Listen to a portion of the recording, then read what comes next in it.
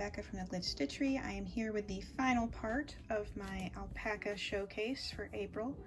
So this is less going to be me crocheting on camera because, as you can see, I've already finished all my swatches, and more just me like examining all of my samples and seeing how the fabric behaves and just kind of showing you that, comparing it to the mohair ones, and just kind of discussing any conclusions we can make from that, as well as my plans for what to do with the remaining yarns in the future.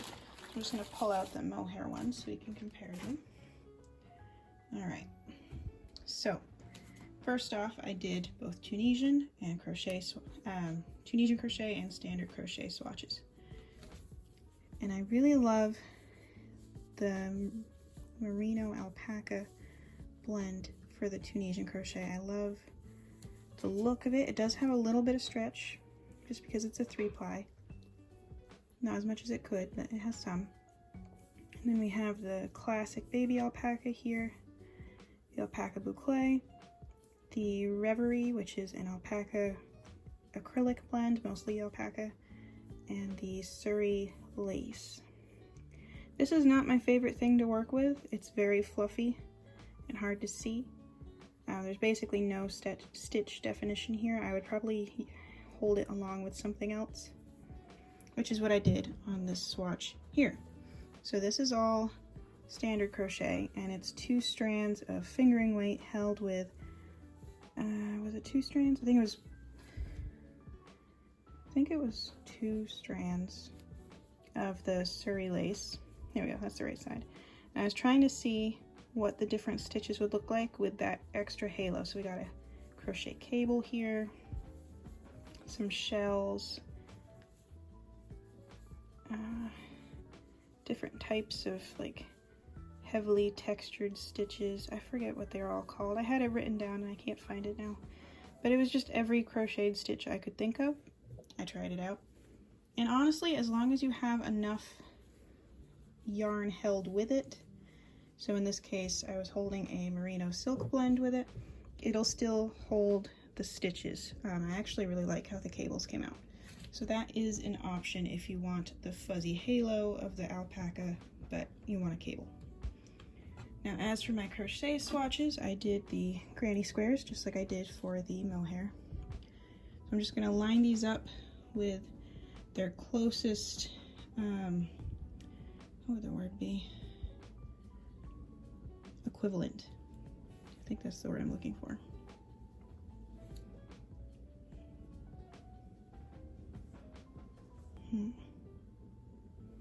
These are a similar category. This one's hand spun, this one's boucle. Alright, and we've got, I guess this would be that. And this. And then this. Okay, I think that's right. I'm going to adjust the camera just a little. Okay, so when it comes to the lace, this one is a little finer than the Surrey. They both said lace on them and I doubled up both of them, but this one did work up a little bit finer. They both have good drape. This one's really, I don't know. I cannot really see the stitches very well at all. I can still mostly see them with this, and this is like a mohair silk blend. It's not pure mohair. I haven't found one that's pure mohair. I don't know, it's gonna be a preference thing. I feel like you could use either one to get that fluffy halo look. The Surrey is gonna be more of a halo, I think. Now as for these, this is a hand spun pure mohair, so it's not an exact dupe. I didn't have any pure mohair to compare, but pure mohair is very shiny, and I don't know, I don't feel like it has that much stretch to it. This one's pure baby alpaca. It's gonna have good drape to it. Takes color really nicely. This one is the alpaca acrylic. I think it was mostly alpaca. They're both really soft. This one has more of a halo to it and will take dye more of a heathered look just because it's not pure. And these are both hand spun wool blends. Obviously this one's a little different because I carded it myself, but I do really like both of these mixed with wool. It adds more stitch definition, it adds more stretchiness and strength. I really feel like for most applications, a blend is going to be better than a pure version of alpaca or alpaca or mohair, just because most of the time you want it to last. And if you just have the pure alpaca or the pure mohair, it's more likely to fuzz up and pill just because they have that halo texture to them. Now, I mentioned this during the weaving video, but with the boucle, the alpaca boucle is a lot softer, and I don't feel like the loops have as much stability, so I feel like this is going to pill more quickly and become kind of raggedy looking, but it is soft enough to go next to skin. This won't be soft enough to go next to skin for everybody, but it will probably hold up longer. So if you're making like a coat or a jacket or something on outerwear, you might prefer the mohair boucle. And you could also probably find kid mohair boucle that's softer.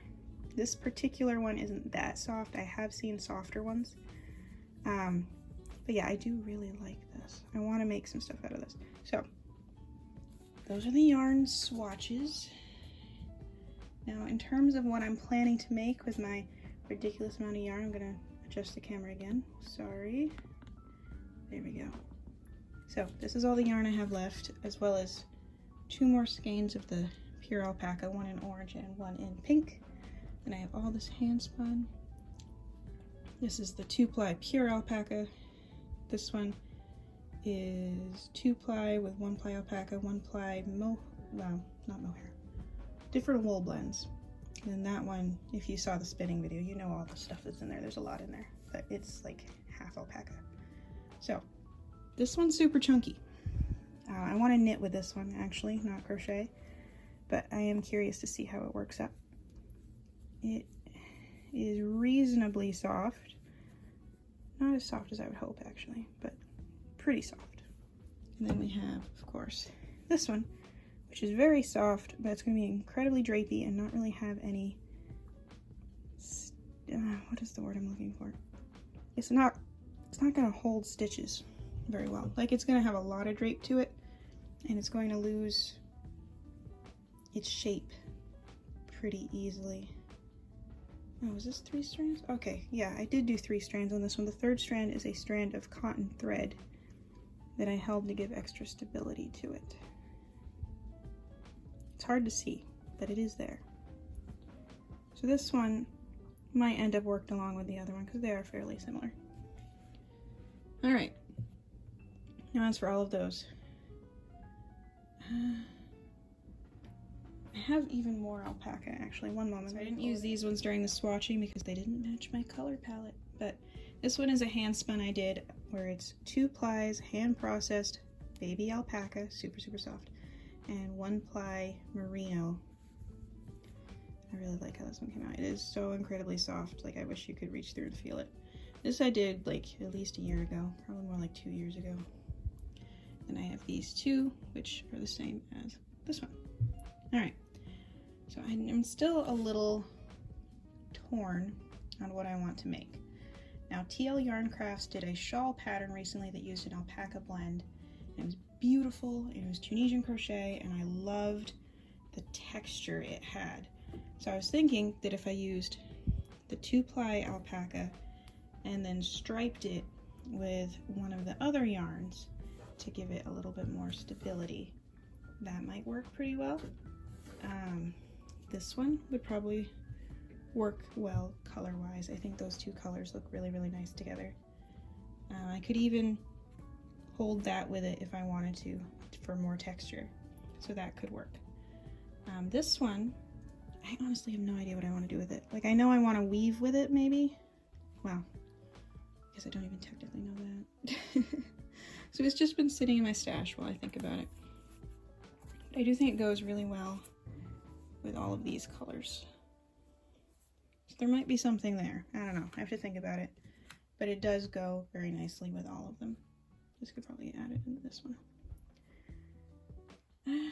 I'm gonna probably have to come back with a future video just kind of showing what I did with all the alpaca and mohair yarns I created. I'm just putting away the swatches, I'm sorry for the crinkling, because it was a lot of yarn created in a very short amount of time.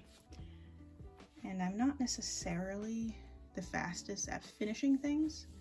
So most of the mohair was worked into 2 different projects, neither of which are done, both of which are in like the 90%-ish done stage. I just need to sit down and actually finish them. So there is that. The alpaca is probably going to get backburnered until more other things are done, with the exception being the ones I set aside for knitting, because they will be added into my glitched knits pile to be used in that segment. But everything else, I don't know. I could do something really interesting here. I just don't know quite how I want to work it up. I'm gonna have to think about that. Man, this is not a very useful video, I'm sorry. I really wish I could tell you exactly what I was doing with all these yarns, especially since there's so much of it. But I don't necessarily think that far ahead. What I like doing is having a lot of yarns on hand, and then when I have a project I want to do, I just like open up the bins and let inspiration strike, which sounds super hippie and not very logical, but that is usually how it works. It's like, oh, I know what I'm going to do with that now, and then it just happens. So it's probably what will happen with all of these, but I am going to bag them in these color combos, and we will see how that goes. So yeah, sorry I couldn't be more helpful, but that is where I'm at for the alpaca crochet video. And like I said, as long as you have something else with it, you can get some pretty good structure to your alpaca crochet. This particular cable I'm just very proud of. A little hard to see with this color combo though. Actually, that might be a good use for some. I'm gonna play around with cabling. Well, I don't know. I'm gonna think about it. So I'm going to end this here. I'm sorry I couldn't have come up with more for you, but that's where we're at. And hopefully by fall, I will have a updated video for you with all of my finished mohair and alpaca projects. In the meantime, I hope you continue crafting and have some fun trying out different textures yourself. So, thanks so much for watching, and I hope to see you soon.